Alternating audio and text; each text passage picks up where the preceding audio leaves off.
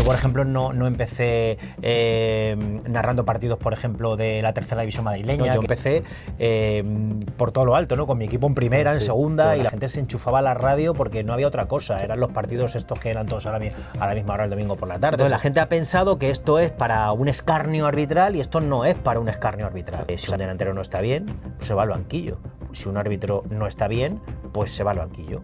Y además es una imagen como club de club pequeño. O sea, entonces, bueno, nos ha quedado 6 jornadas para el final muy interesantes, ¿no? Al final los equipos que están ahí abajo suelen ser más o menos prácticamente los mismos, ¿no? Los que están ahí luchando, ¿no? Y esos dos equipos algún día van a tener un susto. ¿Quién crees que va a ascender y descender de la segunda división? Y luego el otro... tengo muchas dudas en el playoff. Bienvenidos al primer episodio de nuestro podcast de entrevistas de Tinta y Sudor. Yo soy Guillermo Lanchas y hoy tenemos con nosotros a una inminencia del periodismo deportivo de nuestro país, Isaac Fouto. Bienvenido. ¿Qué tal, Guillermo? ¿Cómo estáis? Aquí encantado de estar con vosotros en este nuevo proyecto, que espero que os vaya muy bien después de entrevistarme a mí, que es un peligro. Ten en cuenta que a partir de ahora va a ir para abajo. Ya estamos en la cima y ni hemos empezado. Ya, si empezáis conmigo ya mal vamos, mal vamos. Pero bueno, oye, que tengáis mucha suerte, lo primero. Muchas gracias. Te decía de antemano, muchas gracias por invitarnos aquí, que es todo un placer. Nosotros poder estar aquí en nuestro primer proyecto, estando en primero o segundo de carrera, es una locura, la verdad. Bueno, pues me alegro mucho y además todos empezamos así, de esa manera, ¿no? Intentando sumergirnos en una profesión que es muy bonita, la de comunicar, como digo yo, al oyente, al receptor, a la persona que está ahí detrás de la televisión, de la radio, de la que nos lee, la que nos escucha. Y bueno, yo creo que es bueno que tengáis estas iniciativas también, empezando también este proyecto tan ilusionante como es estudiar la carrera de periodismo y comunicación. Como bien dices, más que un trabajo, es una vocación, es algo que te nace dentro. Cuéntanos un poco cómo es tu trayectoria. Ahora estás aquí trabajando en COPE, también estás a pie de campo en segunda división. Cuéntanos cómo empezaste, cómo fue todo. Bueno, pues mira, yo empecé en Mérida porque bueno, yo era muy aficionado al fútbol, era muy aficionado al equipo de mi ciudad y la verdad es que hace mucho tiempo y con muy pocos medios, porque antes solamente teníamos pues 3 radios, 2 televisiones, como digo yo, no había la cantidad de medios digitales, por ejemplo, que hay ahora, pues te lograbas labrar un futuro como buenamente podías, ¿no? Pues, trabajando muchas veces gratis, haciendo partidos porque te gustaban y haciéndolo, como digo, por amor al arte. Y bueno, empecé narrando los partidos del Mérida, bueno, narrando, se puede llamar narrar eso, en una radio local que se llamaba Radio Tierra Blanca, en una emisora municipal de Mérida, y luego empecé a hacer prácticas en COPE Mérida y luego ya me vine a estudiar la carrera a Madrid y ya pude empezar en COPE Madrid hasta ahora, ¿no? Luego también me surgió el tema de la tele a través de Gol Televisión, luego Gol, es verdad que hubo un cambio y perdió los derechos de segunda y pasamos a la productora de la Liga y ahora estamos en la Liga TV. Y bueno, y la verdad es que muy bien, muy contento y compaginando las dos cosas, muy cansado porque al final acaban los partidos el fin de semana, la radio entre semana, es muy sacrificado porque seguramente cuando tus amigos estén planificando algo el fin de semana tú no puedas estar con ello, pero bueno, la verdad es que como es vocacional, como tú has dicho, pues bueno, yo creo que se mira de otra manera. Y como bien has dicho, empiezas de pequeño, pero ¿desde cuándo te naces? ¿De cuándo miras tú y dices, yo quiero ser periodista, es mi sueño, es mi pasión? Pues mira, a mí me encantaba mucho la radio y cuando, claro, yo veía a los periodistas en Mérida que iban a los partidos del Mérida y narraban los partidos y tal, a mí me encantaba. O sea, yo, bueno, me pegaba siempre a ellos, viajaba con ellos y me encantaba mucho, me gustaba mucho la radio. Y la verdad es que con una pasión tremenda, ¿no? Porque, bueno, me acuerdo que era la época dorada del Mérida, que estaba en segunda, luego subió a primera división y fue una época muy bonita, ¿no? O sea, no Yo, por ejemplo, no empecé narrando partidos, por ejemplo, de la tercera división madrileña, que, por ejemplo, muchos compañeros míos pues empezaron pues en un programa como Madrid al tanto, ¿no? Que el programa de Onda Madrid, un buque insignia del fútbol base, del fútbol madrileño, que se juega los domingos por la mañana, pues hubo muchos compañeros míos que empezaron así, ¿no? O en el antiguo carruselín llamaban de la cadena SER, ¿no? Que también hay compañeros en COPE que empezaron ahí, ¿no? Yo empecé por todo lo alto, ¿no? Con mi equipo en primera, en segunda, y la verdad es que claro, para mí fue una gozada, ¿no? Porque empecé a conocer estadios súper chulos. Fíjate, yo conocí el campo de la Real Sociedad, que ahora es un súper mega estadio, pero antes, por ejemplo, con la pista de atletismo que tenía y con... pues yo hice un partido allí del Mérida y es que era, bueno, es que era otra dimensión. Sí. O sea, imagínate ahora el estadio con lo que ha evolucionado ahora, con lo que ha... pero bueno, insisto, me dio la oportunidad de eso, de viajar, de poder conocer estadios, de ciudades, otros compañeros de periodistas de otras ciudades. O sea, la verdad que disfruté mucho y era justo ahí, ¿no? Justo antes de empezar la carrera de periodismo, ¿no? Luego ya cuando me vine a Madrid, pues ya pues otro tipo de labor, ¿no? Ya aquí en COPE Madrid. Pues perfecto. Y nosotros, como te hemos comentado, pues queremos ser periodistas. ¿Y qué errores o qué momentos te marcaron? Es un momento, una experiencia que dijiste tú... Bueno, pues lo que a mí me marcó precisamente fue eso, ¿no? El poder contar cuando, por ejemplo, alguien no podía ver lo que estaba pasando. Ahora es verdad que no concebimos un partido sin verlo por televisión. Ahora la radio, por ejemplo, es acompañamiento, pero en su momento era la que te contaba lo que estaba pasando en ese momento. No se televisaban todos los partidos, el periodista tenía que contar lo que estaba pasando en ese momento, la gente se enchufaba a la radio porque no había otra cosa, eran los partidos estos que eran todos a la misma hora el domingo por la tarde, se jugaban 5 o 6 partidos a la misma hora. Sí, otra época totalmente distinta. Diferente, ¿no? Ahora estamos, pues hombre, a nivel audiovisual, pues ha cambiado mucho, ¿no? La liga, ¿no? Y era eso, ¿no? Era la responsabilidad que tú tenías como radio de contarle a los oyentes de esa emisora local lo que estaba pasando en ese momento, ¿no? Y se tiraba mucho de la radio, ¿no? Ahora también se sigue tirando de la radio, se sigue escuchando, pues, si no en la radio lineal en directo, pues a través de podcast, pero es verdad que la radio ahora ha cambiado en ese sentido, ¿no? Ahora es, cuando estás escuchando un partido, viendo un partido, más acompañamiento que otra cosa, ¿no? Más medio principal, como era antes. Sí, eso es. Bueno, pues ahora aquí ya que hemos visto cómo empezaste, vamos a meterle un poco en materia y nuevamente en la COPE hablas del tema del arbitraje. Yo te quería preguntar que tú siempre eres un defensor del VAR. ¿Crees que ha cumplido los objetivos que presentaba en un primer momento?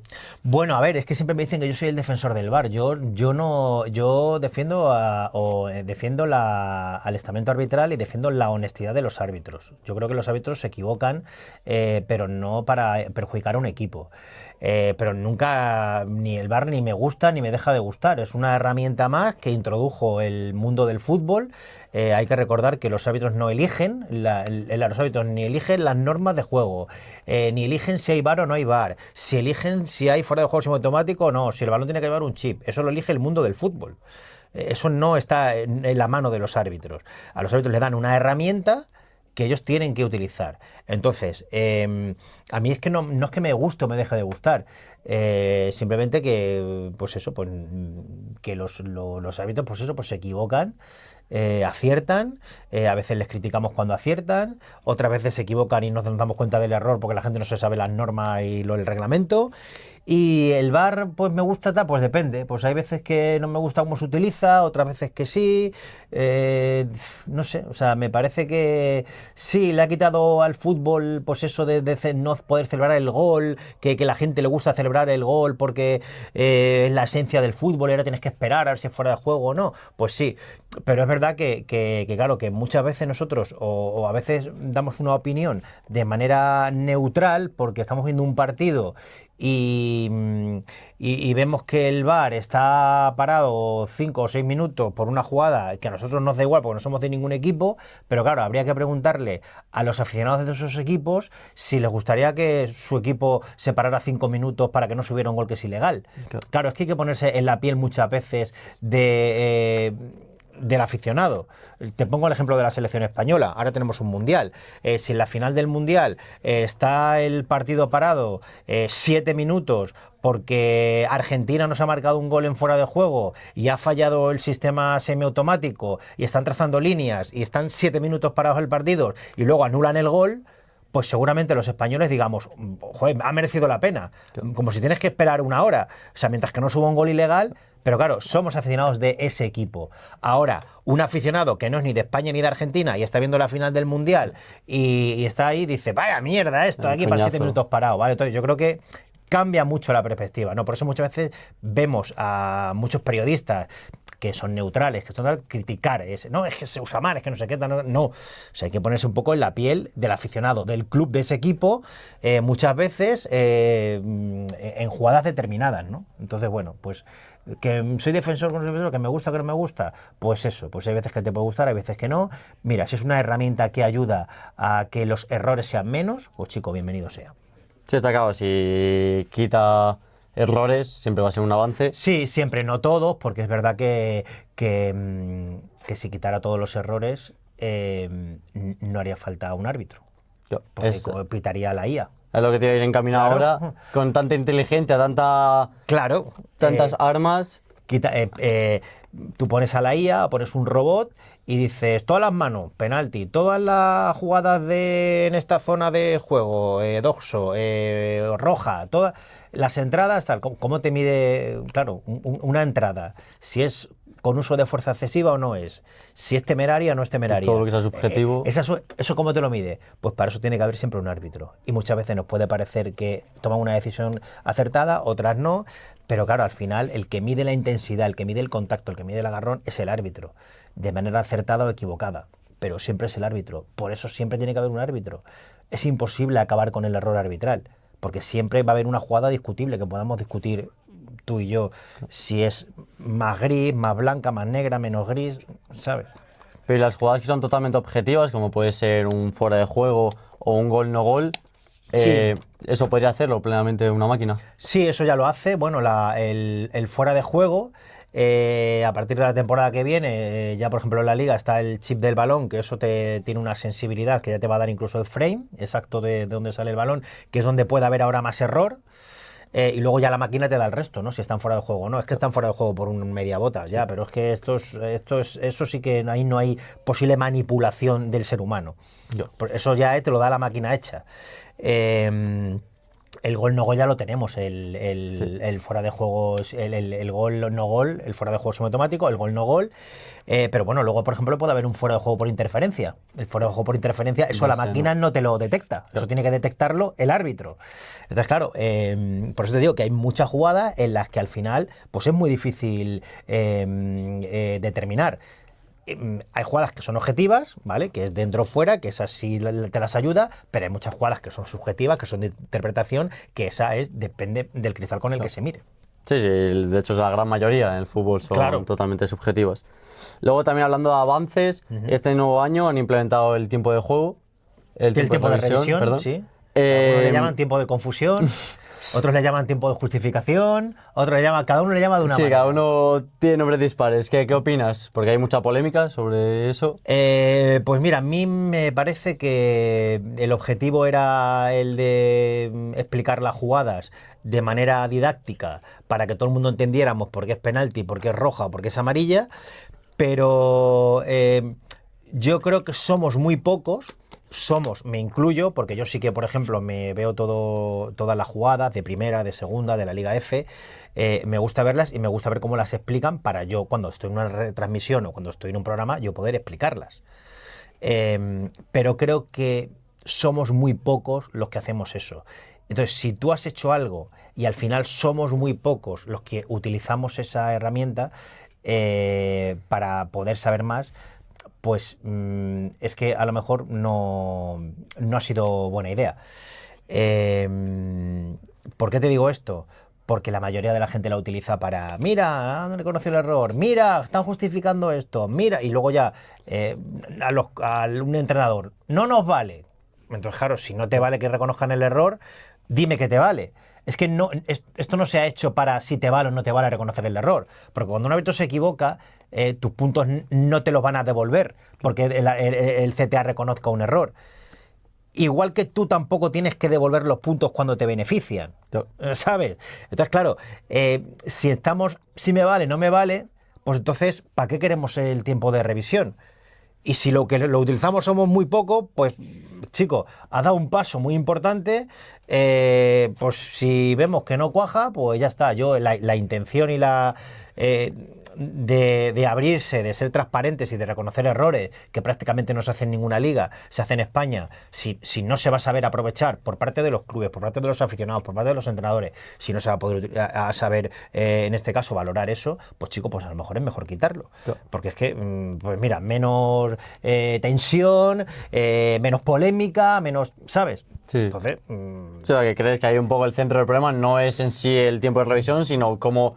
¿Cómo ha llegado a la gente? Claro. ¿Cómo ha llegado a la gente? Entonces la gente ha pensado que esto es para un escarnio arbitral y esto no es para un escarnio arbitral. O sea, esto no es para hacer un escarnio de decir, mira, es que este árbitro se ha equivocado y hay que masacrarle. Eso no es para eso. Es para que te expliquen por qué el árbitro se ha equivocado. Por qué el CTA piensa que es penalti y el árbitro no lo ha pitado. O por qué el CTA piensa que ha intervenido el VAR cuando no tenía que hacerlo.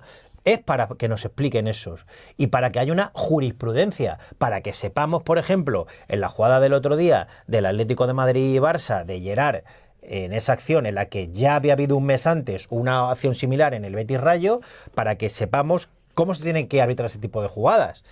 Y al final, pues con eso consigues unificar criterios y con eso sabes perfectamente a qué se pueda tener un árbitro, sabes si se ha equivocado, si ha acertado. Yo creo que hay que valorar eso. Ahora, si esto va a servir para no nos vale, esto no es, pues chico, entonces apague y vámonos, pues ¿para qué queremos esto? Sí, si se critica más de lo que se ayuda, claro, mejor... No tiene ningún sentido. Bien, bien. Luego también acabas de hablar de errores arbitrales, que se quiere hacer transparente, se quiere normalizar el error, y con eso está también los famosos neverazos. Sí. ¿Qué opinas? ¿Crees que es una forma de justicia interna o es también un poco ocultar el error, ya que no se dice, no se publica cuál ha sido el error y por qué se hace el neverazo al árbitro? Bueno, cuando hay un error arbitral que lo reconoce el CTA en el tiempo de revisión o hay varias intervenciones de VAR en las que el árbitro de campo entiende el CTA que si te revisan 2-3 jugadas es que son 2-3 errores.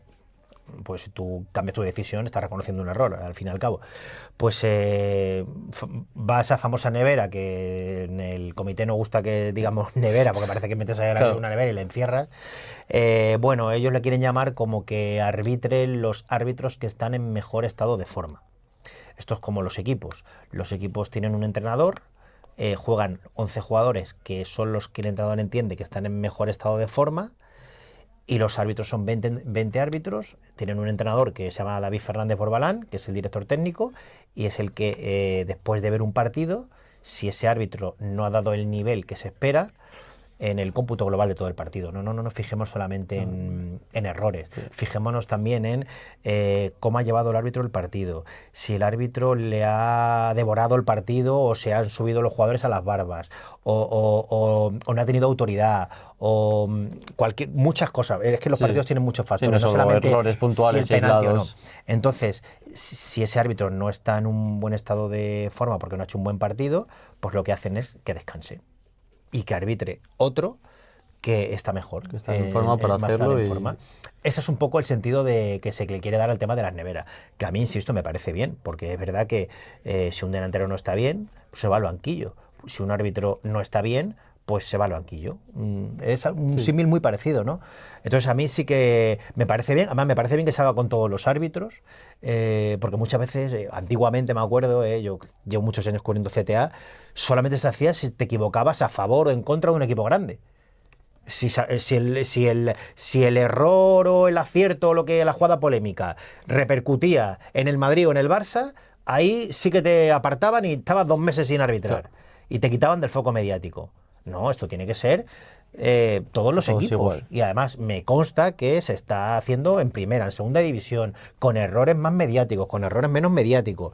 Y eso, por ejemplo, a mí sí que me parece mucho más justo que a lo mejor lo que se hacía antes, que era solo... contra los grandes sí, pero si tienes un error contra los pequeños que no nadie habla de ese error, Claro. entonces no. Sí, al final ahí la prensa y todo el mundo hace mucho eco de Claro, lo y al grande. final tienes que tener en cuenta que tú tienes que tratar, estamos hablando de un sistema arbitral, de un comité que tiene que tratar de igual manera a todos los equipos. Sí, O sea, claro. aquí no paga más el Madrid que el Eibar, aquí no paga más el Barça que el Levante.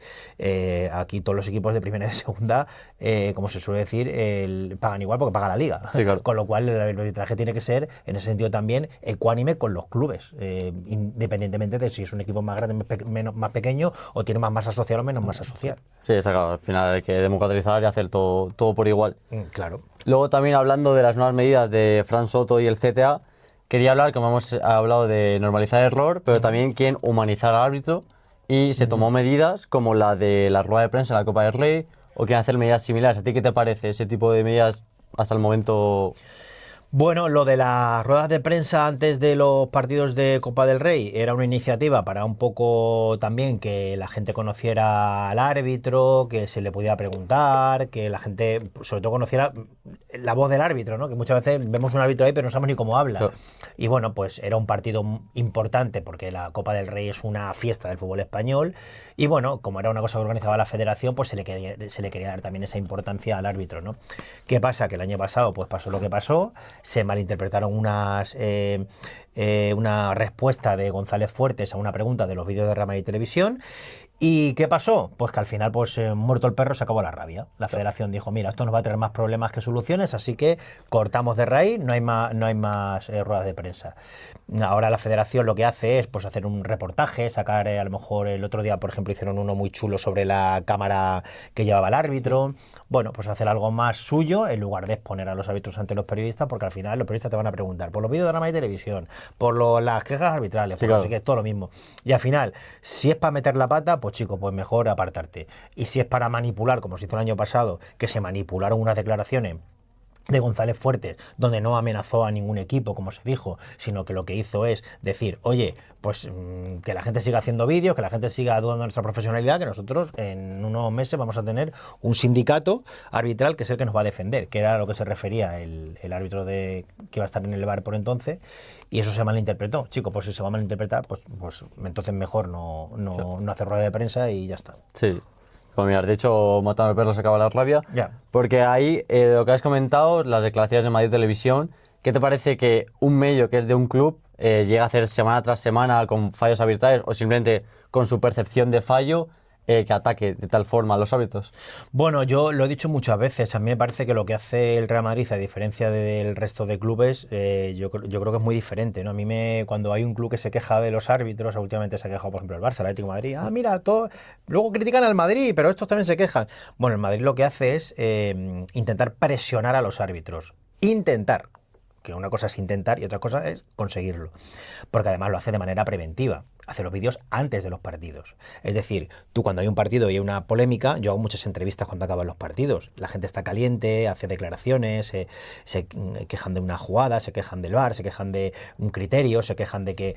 Yo eso lo veo normal, o sea, yo lo veo parte del fútbol, Sí. que un entrenador se queje, que un periodista haga una crítica incluso de una jugada arbitral, yo eso lo veo normal. Ahora lo que no veo normal es que un club como el Real Madrid, pues a través de su televisión oficial, antes de los partidos, intente presionar a los árbitros, sesgando jugadas de ese mismo árbitro, de presuntos errores arbitrales, porque muchas veces nos sacan jugadas muy subjetivas que ellos dicen que son penalti, a lo mejor no lo son, sesgan las jugadas de ese árbitro que en teoría les han perjudicado, obvian las que ese árbitro les ha beneficiado, y luego lo implican con casos de corrupción y con ese tipo de cosas, que eso debería estar hasta penado.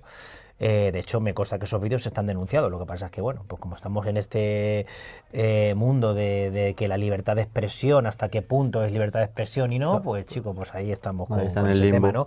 Pero es verdad que me parece horrible. O sea, me parece que, o sea, y además es una imagen como club de club de club pequeño, o sea, de club o sea, no sé, o sea, de club de regional prácticamente, ¿no? Que el Real Madrid, que con su grandeza, que Florentino Pérez permita eso. Yo creo que, vamos, yo creo que me parece fatal. Y ya lo he dicho, lo he criticado muchas veces, lo seguiré criticando. Yo los vídeos no los veo, lógicamente. Sé que existen porque, pues eso, pues muchas veces al final ellos lo que buscan es que se hagan eco, ¿no? Al final el Real Madrid Televisión no lo ve nadie, pero ellos difunden los vídeos, los medios de comunicación se hacen eco de esos vídeos y al final, pues claro, pues eso al final llega porque es el Madrid, ¿no? Si fuera la tele del Levante, pues no llegarían los vídeos, pero como la tele del Madrid, pues... O sea, al final es el Madrid. Claro. Uno de los equipos más grandes de la historia del fútbol. Pero bueno, hemos hablado del Madrid, también quería hablar del Barça, la polémica que sigue viva y seguirá mucho tiempo, con el caso de Negreira. Sí. ¿Qué opinión tienes sobre una afirmación que se sabe que ha pagado al vicepresidente del arbitraje, sí, pero no se ha tomado medidas al respecto? Bueno, medidas al respecto no se pueden tomar porque el caso ha prescrito en sanción administrativa, es decir, que para que todo el mundo lo entienda, si la Liga o la Federación toman alguna medida contra el Barça, al día siguiente un juez de primera instancia te la anula esa sanción porque prima por delante de cualquier decisión de la Liga y la Federación la ley del deporte, ¿vale? Que está por encima de cualquier decisión de la Liga y la Federación. Fíjate si está por encima que el presidente del CSD inscribió a Dani Olmo por encima de la Liga y la Federación. O sea, imagínate si está por encima. Con lo cual no se puede tomar ninguna medida y si hay un procedimiento penal abierto en el juzgado número 1 de Barcelona, ¿no? Bueno, vamos a ver cómo termina el caso, porque ahora se ha prolongado la instrucción. Y luego diferenciar entre, claro, muchas veces los que decimos que el Barça... o sea, que haya pagado a Negreira no significa que haya habido manipulación en resultados de partidos. La gente confunde cuando decimos eso con que estamos defendiendo el caso o que estamos diciendo que el Barça como que hizo bien en pagar a Negreira. Claro. No, es que lo que hizo el Barça está muy mal. Ojalá no hubiera prescrito para que hubiera tenido su sanción correspondiente, porque el vicepresidente del CTA, de pagar a uno de los 3 vicepresidentes del Comité Técnico de Árbitros a través de una empresa, hacer eso ya debería tener sanción. Claro. Aunque no tuviera ninguna repercusión en sus decisiones, porque a Enríquez Negreira jamás en la vida se le hubiera ocurrido decir a un árbitro pita un penalti a favor del Barça o no pites o hay que ayudar a este equipo. Jamás en la vida, jamás. Enrique Negreira se ha aprovechado de un club con mucho presupuesto, con mucho dinero, se metió ahí, metió la cabeza con una empresa proveedora que empezó ahí a facturar por unos informes que lógicamente pues no vale eso, no vale lo que se ha pagado. Entonces, se ha aprovechado del Barça, yo esa es la conclusión que saco. Eso debería estar sancionado. Ahí el órgano de cumplimiento del Barça ha fallado, lógicamente, pues eso es un conflicto de intereses. Tenga o no tenga poder de decisión el presidente del CTA, que yo insisto y sigo diciendo que no lo tenía, porque el CTA era un comité presidencialista. Las decisiones las tomaba Victoriano Sánchez Arminio, no las tomaba los vicepresidentes. Vicepresidente, pues eso, pues era para acudir a actos, a esto, pues para llamar a un árbitro para que Victoriano se quitara el marrón de decir, has descendido o has ascendido, pues eso lo hacían los vicepresidentes. Para ese tipo de cosas. Pero que eso no quiere decir que lo que hace el Barça haya estado bien.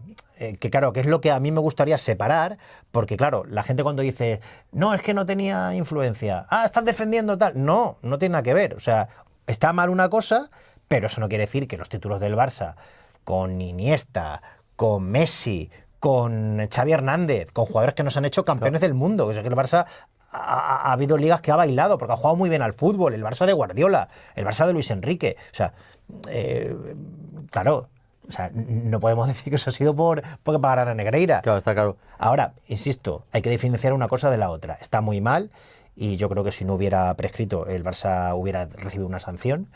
Y bueno, vamos a ver qué pasa, insisto, porque eso está todavía en un juzgado de instrucción y el Barça puede ser condenado, o sea, que todavía no se sabe lo que puede pasar. Y bueno, está la FIFA y la UEFA, ¿no? Que también pueden tomar determinaciones, ¿no? Ahí no ha prescrito, ¿no? Ahí, ¿por qué la UEFA o la FIFA no toman ninguna determinación? Pues no toman ninguna determinación porque como todavía no hay una resolución judicial, no se quieren mojar ahí en eso, ¿sabes? Claro. Hasta que no esté nada resuelto no pueden meter mano.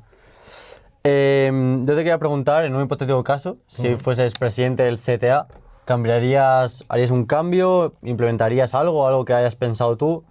Uf, si yo fuera presidente del CTA, madre mía. Volarían cabezas. Te digo una cosa, mejor que no lo fuera, ¿eh? Mejor que no lo fuera, ¿eh? Porque, vamos, no serviría y no valdría. No tendría ni paciencia ni para ser. Nada más, yo nunca... tengo buenos amigos árbitros, tengo buena conexión con el mundo arbitral, pero ni he querido ser árbitro nunca, ni nada. Además, que es que no... Es de estas cosas que dirías que no valdrías para esto. Claro. Yo no valdría, no tengo la paciencia que tienen estos hombres ahí en el campo de aguantar todo lo que aguantan. Yo estoy a pie de campo, escucho unas cosas que digo, bueno, Sí, es que yo ya lo habría expulsado a este jugador. Claro. Y ellos tienen un aguante y tienen una... están entrenados, yo creo que para esa presión, ¿no? La Liga Española es una liga, y el fútbol español, que mete mucha presión y se intenta influir mucho y meter mucha presión. Y ellos, yo creo que tienen esa fuerza y lo que tú me preguntabas, que qué cambiaría, yo creo que el comité ahora está muy abierto, ¿no? Se escuchan los audios del VAR, se reconocen errores y aciertos en el tiempo de revisión, puedes hablar con ellos de manera directa, que tienes no sé, o sea, yo creo que ha habido muchos avances, ¿no? ¿Crees que va por buen camino? Claro, yo muchas veces pienso que a veces demasiados avances.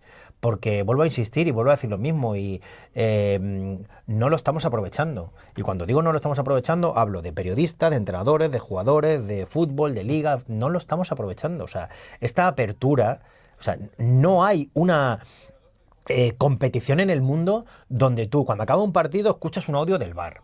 Cuando tú hablan de jugadas concretas, hacen un reportaje de manera interna del árbitro de los audios del partido, se ven las imágenes de la cámara federación, de la cámara Camnesta de los árbitros que ahora se la ponen y tal. Oye, se están haciendo muchas cosas. Hay reuniones prácticamente cada 2-3 meses con presidentes, con jugadores, con instituciones para la mejora del sistema arbitral, que eso cuando llegó Louzán fue uno de sus objetivos, ¿no? Que todo el mundo pensara, que todo el mundo opinara de todo, ¿no? Se está haciendo, se está abriendo. Yo creo que eso hay que aprovecharlo, ¿no? Hay que ser... Pero claro, aquí, cuando hay un error arbitral o cuando la gente se vuelve loca y salta todo por los aires. Y el problema es que eso nunca va a cambiar. Nunca va a cambiar porque yo siempre digo que es muy difícil aceptar el error arbitral. Tú te pones de parte de un equipo, de parte de un aficionado, de parte de un periodista de ese equipo, y es muy difícil aceptar un error arbitral. O sea, nadie va a aceptar el error arbitral. Luego, cuando te benefician, bueno, pues ahí tal. Pero cuando te perjudican, nadie lo va a aceptar. En caliente. Luego, es verdad que muchas veces, pues a lo mejor baja un poco el sufle. Sí, bueno, luego ya pasados los días tampoco ya ha salido otra polémica. Sí, es verdad, ¿eh? Es verdad. Y luego, si me tuvieses que dar un nombre, el mejor árbitro de España, ¿a quién mencionarías? El mejor árbitro de España, yo te diría ahora mismo, ¿vale? Ahora mismo, para mí el mejor árbitro, el que está muy bien, el que está muy en forma es Alberola Rojas. Javier Alberola, el que pitó la final del otro día, que además lo hizo bastante bien. Yo creo que es el árbitro un poco del futuro, digamos, del arbitraje español, el que tiene que llegar ahí a la élite, el que seguramente lo veamos próximamente en una Eurocopa, en un Mundial.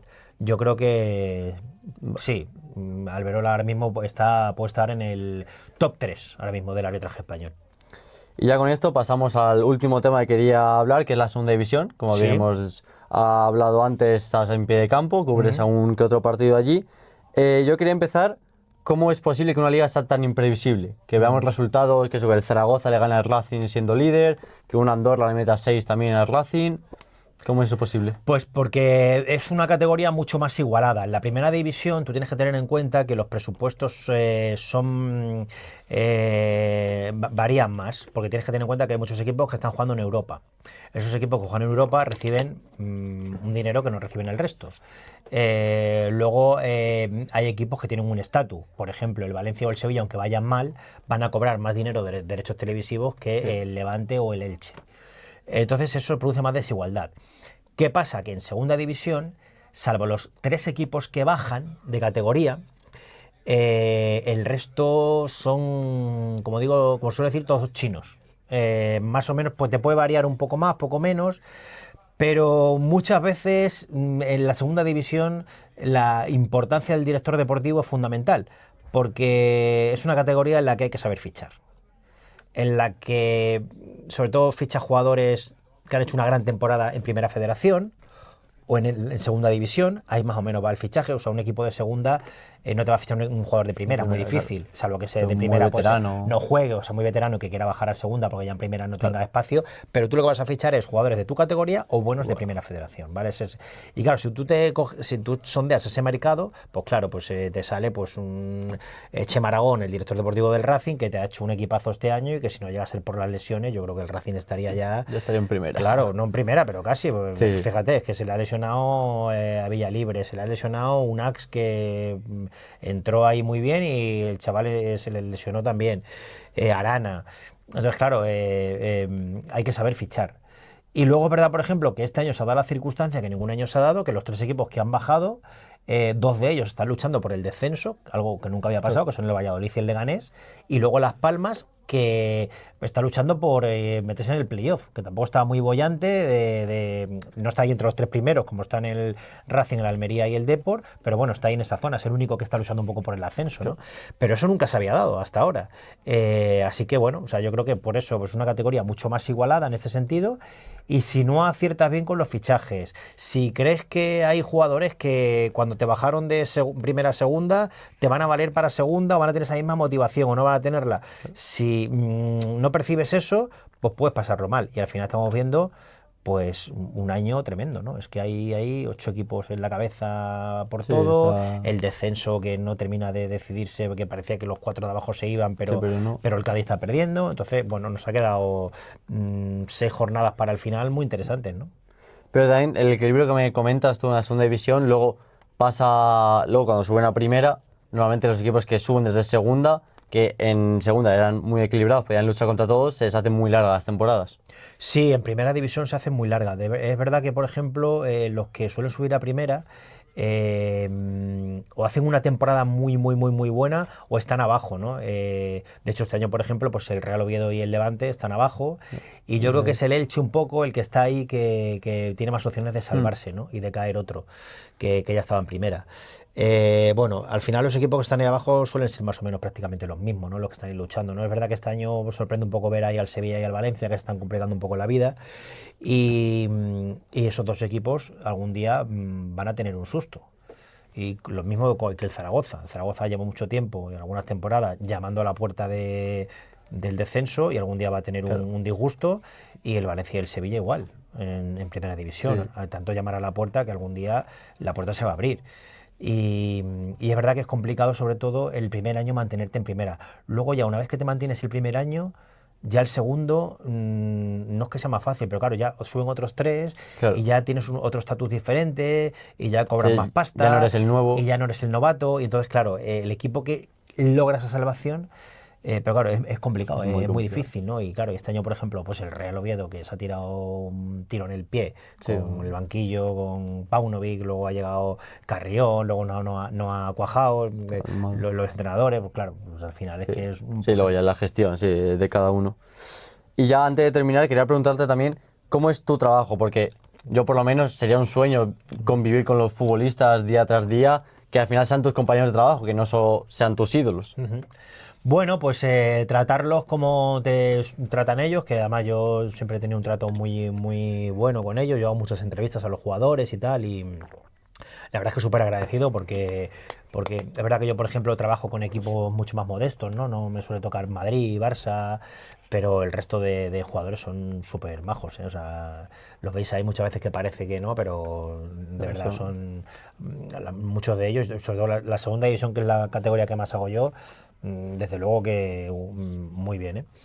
Y bueno, pues ser profesionales, muchas veces agradecerle las veces que tienen que dar la cara cuando has perdido, cuando has fallado un gol, cuando te has metido un gol, que muchas veces pues a lo mejor no te apetece, ¿no? Claro. Te apetece más cuando has ganado, ¿no? Salir a la entrevista, pero al entrenador o al jugador que pierde, que tiene que salir ahí después de la entrevista, es duro muchas veces. Te has metido 5 goles y estás ahí tú dando la cara y la gente pitándote, y entonces claro, pues es complicado, ¿no? Entonces, bueno, pues hacerlo con la mayor profesionalidad posible y bueno, sabiendo que esto es un trabajo en el que tenemos que convivir todos, ¿eh?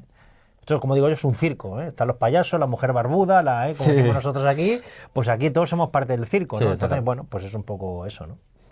Y como bien has dicho, hay momentos duros porque pues, cuando pierdes 5-0 por goleadas pues no te apetece hablar.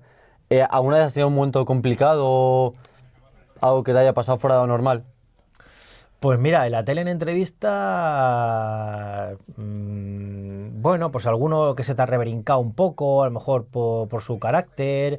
Hubo una vez, por ejemplo, que al portero que estaba en el Real Zaragoza, no me acuerdo cómo se llama, este argentino que estaba en el Zaragoza y no me Sí. acuerdo. Ya no me acuerdo, sí.